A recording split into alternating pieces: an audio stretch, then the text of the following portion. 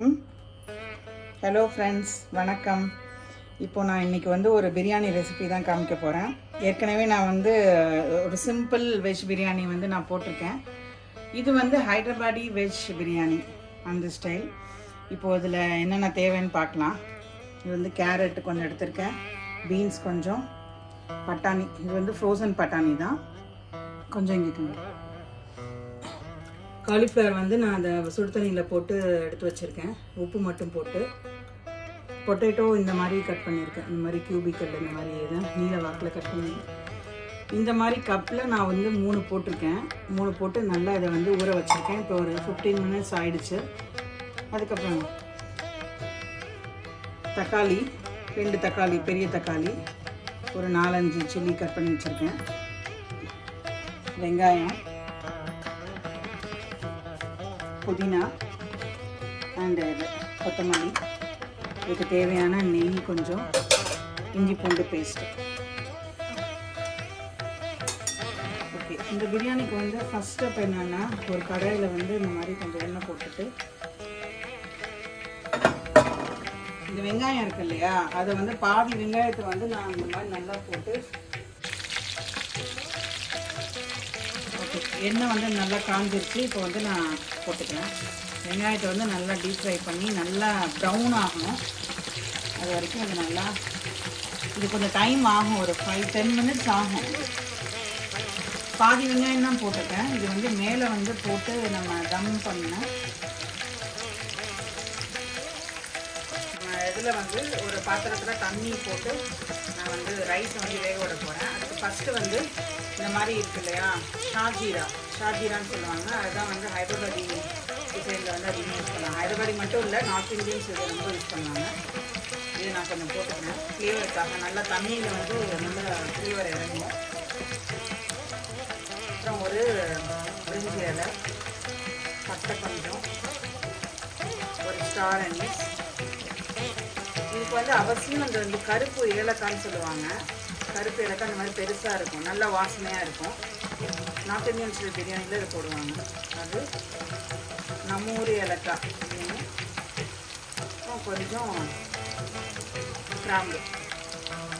இது இல்லாமல் பிரியாணிலையும் தனியாக போடணும். இது பாதி நான் எடுத்ததில் பாதி இதில் போட்டிருக்கேன். இது இப்போ நல்லா கொதி வரட்டும். அதுக்கப்புறம் ரைஸை போட்டு நல்லா ஒரு ஹாஃப் குக் பண்ணி எடுத்துடணும். ஓகே, இப்போ ரைஸ்க்கு தேவையான உப்பு இதிலே போட்டுடணும். ஏன்னா ரைஸ் குக் ஆக போகுது. அதனால் நம்ம தேவையான அளவு உப்பு நம்ம போட்டுக்கலாம். ஏன்னா ரைஸில் அப்போ உப்பு போட்டால் ஏறாது. அதெல்லாம் இப்படியே போட்டுக்கலாம். கொஞ்சம் நெய் ஒரு ஸ்பூன் போட்டுக்கலாம். ஏன்னா இது ரைஸ் தனித்தனியாக உதிரியாக வரும். இது எல்லாமே சேர்ந்து இப்போ நல்லா கொதிச்சோன்னா நம்ம ரைஸ் போட்டு எடுத்துக்கலாம்.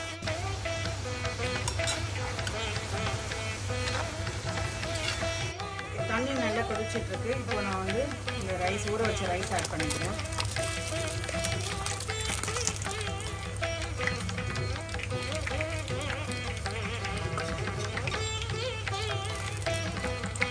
ஒரு ஹாஃப் குக் ஆகணும், ஃபுல் குக் ஆகக்கூடாது. ஏன்னா நம்ம ரைஸ் திரும்ப போட்டு நம்ம தம் பண்ணணும்.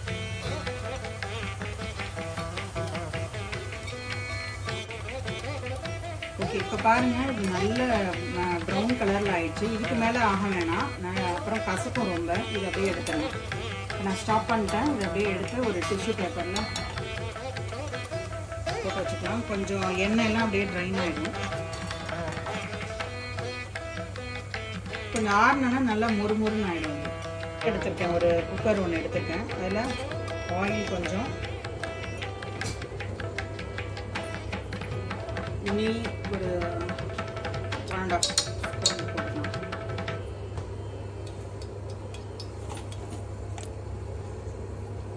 ஓகே, இப்போ கொதிச்சிட்ருக்கு. ஃபஸ்ட்டு அதே மாதிரி இப்போ இந்த ஷாஜீரா இருக்குல்ல, அதில் கொஞ்சம் போட்டுருந்தா மிச்சத்தை இதில் போட்டுடலாம். ஷாஜீரா இந்த டிஷ்க்கு ரொம்ப அவசியம். நார்மல் ஜீரகம் போடக்கூடாது. இது போட்டிங்கன்னா நல்ல ஃப்ளேவராக இருக்கும். அந்த நார்த் இந்தியன் அந்த இது கிடைக்கும். அப்புறம் மிச்சம் இருக்கிறதெல்லாம் பட்டை, பிரியாணி இலை. இதுக்கு அவசியம் இந்த ஜாதி பத்திரி இருக்குல்ல, இது நல்ல வாசனை கொடுக்கும். இது நான் போட்டிருக்கேன். 1 or 2 பீசஸ் போட்டுக்கலாம். நார்மல் ஏலக்காய், இது இந்த கல்பாசின்னு சொல்லுவாங்கல்ல, அது போட்டுக்கலாம், நல்லா வாசனைக்கு. இது ஸ்டார் அனீஸ். இது நல்லா இப்போ வந்து இதாகட்டும்.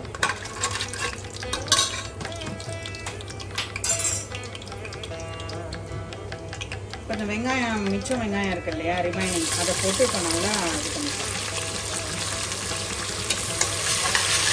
கொஞ்சமாக தான், நான் நிறைய போடலை, கொஞ்சோண்டு தான் போட்டிருக்கேன். இப்போ அடுத்து புதினாவும் போட்டுக்கிறேன். இதெல்லாம் இந்த ஆயிலே போட்டு நல்லா ஃப்ரை பண்ணால் நல்லா வாசனை வரும். புதினா, கொத்தமல்லியும் போட்டுக்கிறேன்.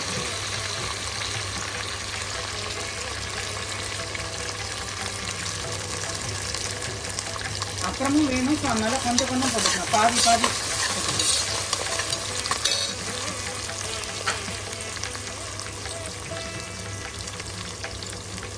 இப்போ அடுத்து இஞ்சி பூண்டு பேஸ்ட்டு நல்லா ஒரு 2 ஸ்பூன் நான் போட்டுக்கிறேன் நிறையா.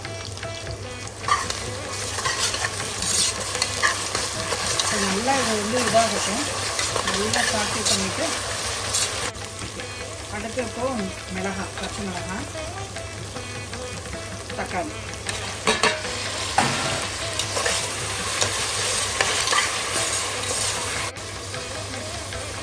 தக்காளி மேஷராக கொஞ்சம் உப்பு போட்டுக்கலாம். இப்போ தக்காளி கொஞ்சம் இதாகிடுச்சு. இப்போ நான் வந்து முந்திரி பருப்பு போட்டுக்கிறேன். இது ஆப்ஷனல் தான், போட்டால் ரொம்ப நல்லாயிருக்கும். அதனால் கொஞ்சம் போட்டுக்கலாம். இப்போ இங்கே பாருங்கள், இப்போ வந்து நான் போட்ட நெய் எல்லாமே நல்லா உருகி ரைஸ் வந்து நல்லா கொதிச்சுட்ருக்கு. இன்னும் கொஞ்சம் குக் ஆனோன்னா இதை எடுத்து வடிகட்டி நம்ம எடுத்து வச்சுக்கணும் தனியாக. பாருங்கள், ரைஸ் நல்லா வெந்துருச்சு, ஹாஃப் குக் ஆகிடுச்சு. இப்படி நம்ம எடுத்து இது பண்ணால் உடையணும், பாதியாக உடையணும். ஸோ இதை நான் இப்போ வந்து நான் வடிகட்டிக்கிறேன். பாருங்கள், இப்போ நான் வந்து வடித்து இப்போ நான் வச்சுருக்கேன். இப்போ தக்காளியும் நல்லா இதாகிடுச்சு. இப்போ நான் ஒரு காயாக இப்போ நான் ஆட் பண்ணிப்பேன்.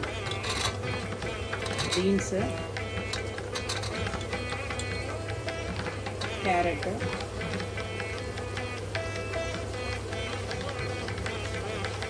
பட்டாணி,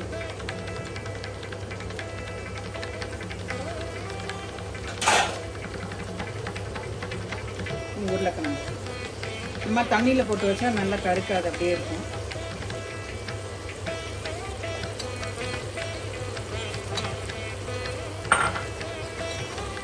நல்லா கிண்டிக்கலாம். இது நல்லா எண்ணெயில் ஃப்ரை ஆகட்டும். அதுக்கப்புறம் ஒவ்வொரு மசாலாவை போட்டு நம்ம அதை குக் பண்ணிக்கலாம்.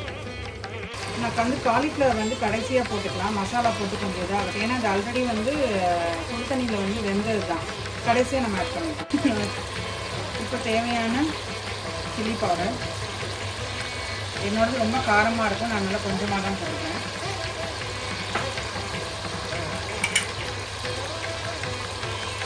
கொஞ்சமாக மஞ்சள்,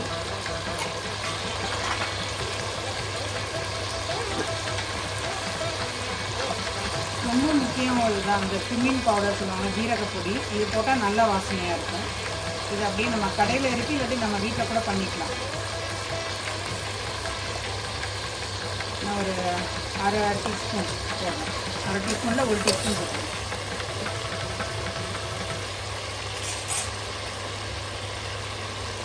அடுத்து என்கிட்ட வந்து பிரியாணி பவுடர் இருக்குது, மசாலா இருக்குது, அது கொஞ்சமாக போட்டுக்கிறேன். இது தேவையில்லை, எக்ஸ்ட்ரா ஃப்ளேவர், கொஞ்சம் ஃப்ளேவர் எடுத்து கொடுக்கும், அது கொஞ்சம் நான் போட்டிருக்கேன்.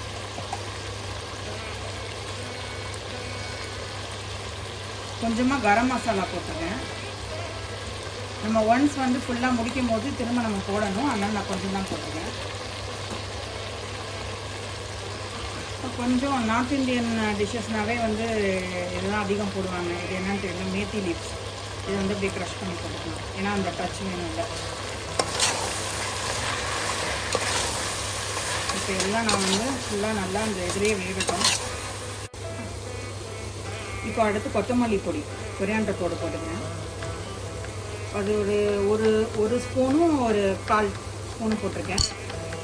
ஏன்னா இப்போ இது ரொம்ப முக்கியம் பிரியாணிக்கு. இதுதான் வந்து அந்த இதை கொடுக்குறது, அந்த மசாலா வந்து கொடுக்குறது இந்த கொத்தமல்லி பொடி தான். இது அவசியம் போடணும். நல்லா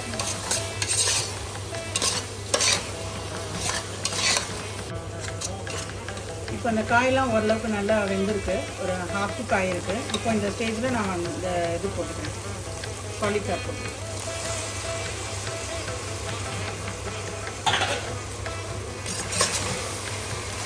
காலிஃப்ளவர் கடைசியாக தான் போடணும், ஏன்னா இல்லாட்டி குழஞ்சு போயிடும். நல்லா ரொம்ப முக்கியமானது இந்த தயிர். நல்லா கெட்டி தயிராக எடுத்து இந்த மாதிரி ஒரு 2 ஸ்பூன் நான் போட்டுக்கிறேன் ஃபுல்லாக.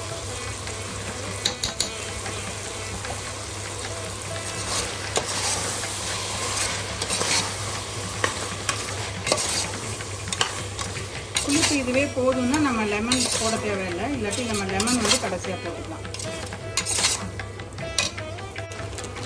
இந்த ஸ்டேஜில் வேணுங்கிற அளவு பன்னீர் போட்டுக்கலாம். பன்னீர் போட்டால் இன்னும் நல்லா இருக்கும், இன்னும் நல்லா ரிச்சாக இருக்கும். கடைசியாக தான் நான் ஆட் பண்ணுறேன், அப்படியே தான் நான் ஆட் பண்ணுறேன். ஒன்றும் பண்ண வேணாம், இது ஃப்ரை பண்ண வேணாம், ஒன்றும் பண்ண வேணாம். ஓகே, இப்போ எல்லாம் சேர்ந்து நல்லா மிக்ஸ் ஆகிடுச்சு. இப்போ மசாலாலாம் போட்டுக்கலாம். மசாலா டேஸ்ட் பார்த்துட்டு உப்பு வரப்பு எல்லாமே இந்த மசாலாவுக்கு மட்டும் போட்டுக்கலாம். இப்போ நான் பாதி மசாலா வந்து அப்படியே நான் எடுத்து வச்சிட போகிறேன். இன்னும் லேயர் போடணும்ல,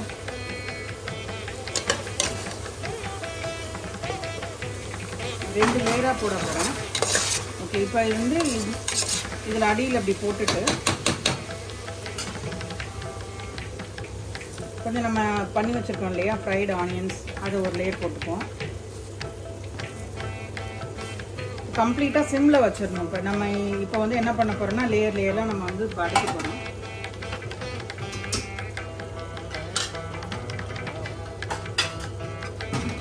இதுக்கு மேலே ரைஸ்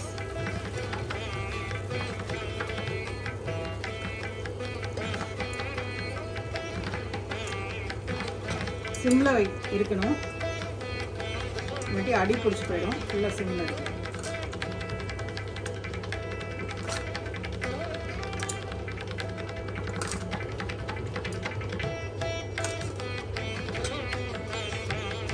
போதும்ல. இப்போ ஒரு லேயர் ஃபுல்லாக போட்டேன். திரும்ப என்ன பண்ணோம்னா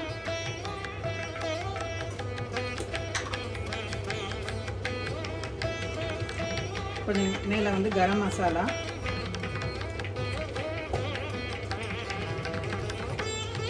நெய் கொஞ்சம்,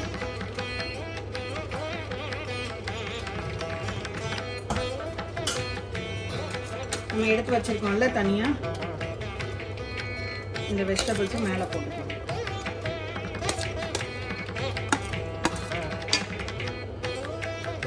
ஸ்ப்ரெட் பண்ணிவிட்டு திரும்ப ஃப்ரைட் ஆனியன்ஸ் எவ்வளோ வேணுமோ போட்டுக்கலாம்.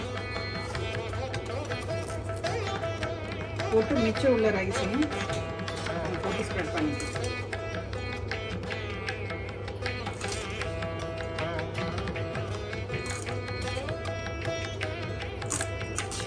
இந்த பிரியாணி வந்து ப்ராசஸ் வந்து கொஞ்சம் டைம் எடுக்கும், பட் சிம்பிள் தான். பார்த்தா சிம்பிளாக முடிகிற மாதிரி இருக்கும், ஆனால் ரொம்ப டைம் எடுத்துக்கும். இது ரைஸை தனியாக வேக வச்சு மசாலா பண்ணி, ஆனால் டேஸ்ட் வந்து சூப்பராக இருக்கும். நம்ம பிரியாணியோட இது அருமையாகவே இருக்கும்.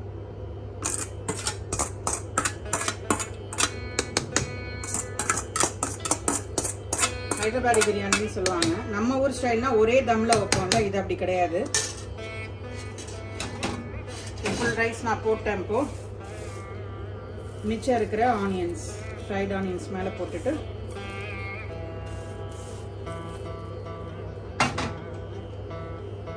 திரும்பவும் கொஞ்சம் கரம் மசாலா. கரம் மசாலா என்னன்னா இந்த மாதிரி பட்டை கிராம்பு அதுதானே, எல்லாத்தையும் வந்து நல்லா ரோஸ்ட் பண்ணி அரைச்சி வச்சுருக்கிறது. நல்லது தான், இது உடம்புக்கு நல்லது தான். ஸோ கொஞ்சம் போட்டுக்கலாம். ஓகே, இதுக்கு அடுத்த இம்பார்ட்டண்ட் என்னென்னா இந்த மாதிரி கொஞ்சம் தண்ணியில் வந்து சாஃப்ரான் கொஞ்சம் போட்டு, நான் அந்த மாதிரி நல்லா தண்ணி வந்து கலர் ஆகிடும். அது போட்டு கொஞ்சம் ஒரு 1 or 2 மினிட்ஸில் இது அப்படியே நான் வந்து மேலே வந்து ஸ்ப்ரெட் பண்ணிக்கிறேன். சாஃப்ரான் வந்து உடம்புக்கு ரொம்ப நல்லது. ஸோ அதனால் இது வந்து இந்த தண்ணியை போட்டு தண்ணியில் பாலில் கூட கொஞ்சமாக கரைச்சி நம்ம போட்டுக்கலாம்.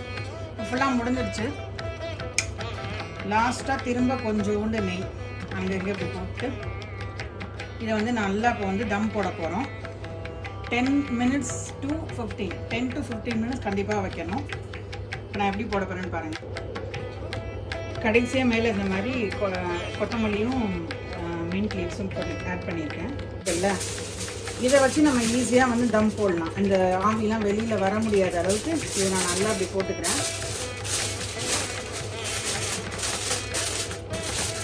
நல்லா அப்படி மடிச்சு விட்டு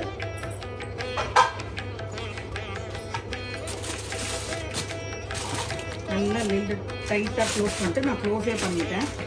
இதை டிஸ்டர்ப் பண்ணாமல் ஒரு 10-15 நிமிஷம் இருக்கட்டும். அதுக்கப்புறம் எப்படி வந்துட்டுன்னு பார்க்கலாம். அவ்வளோதான், 10 நிமிஷம். எல்லாமே வந்து ஆல்ரெடி வந்து குக் ஆனது தான். இதில் வந்து இப்போ தம் மட்டும்தான். தம்லேயே வந்து நல்லா வெந்துடும்.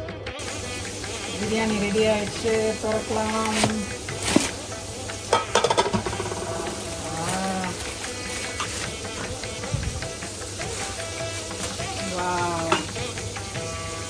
மேலே மிக்ஸாக இருக்கிற கொஞ்சம் ஆனியன்ஸ்,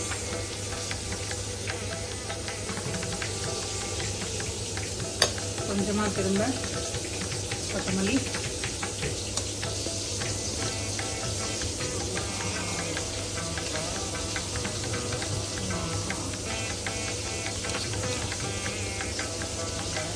இதை ரொம்ப மிக்ஸ் பண்ணக்கூடாது. மிக்ஸ் பண்ணால் எல்லாமே வந்து கலர் மாறிடும். ஸோ அப்படியே எடுத்து சர்வ் பண்ண வேண்டியதான். தந்தூரி ரெடி ஆகிட்டுருக்கு. இப்போ அடுத்தது சர்விங் பண்ணும்போது நான் பார்க்குறேன்.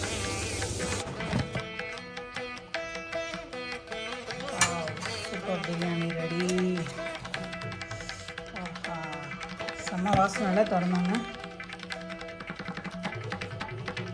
இன்னும் கொஞ்சம் ஃப்ளேவருக்கு நம்ம அதை போட்டு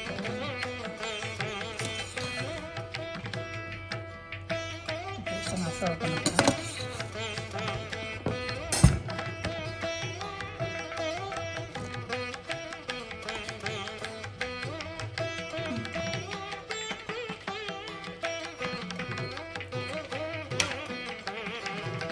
இந்த மாதிரி மிக்ஸாக இருக்கும்.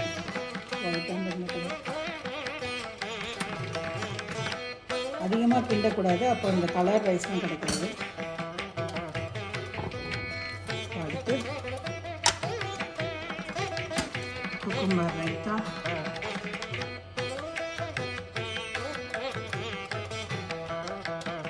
தந்தூர் காலிஃப்ளவர்,